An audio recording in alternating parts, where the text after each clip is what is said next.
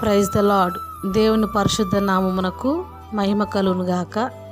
ఈరోజు దేవుని వాగ్దానం, నీతిని కృపను అనుసరించువాడు జీవమును నీతిని ఘనతను పొందును. సామెతల గ్రంథము 21వ అధ్యాయము 21వ వచనం. ఈరోజు వాగ్దానం వింటున్న ప్రియ సహోదరి సహోదరులకు నా హృదయపూర్వక శుభములు మరియు వందనములు తెలుపుచున్నాను. ప్రియులారా, ఘనతకు ముందు వినయముండును అని దేవుని వాక్యం చెప్పుచున్నది. వినయ మనస్కుడు ఘనత నొందును.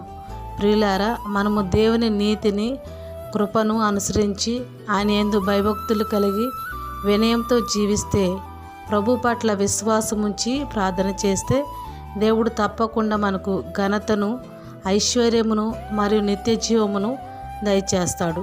ఈరోజు ఈ వాగ్దానము దేవుడు మన జీవితంలో నెరవేర్చునుగాక.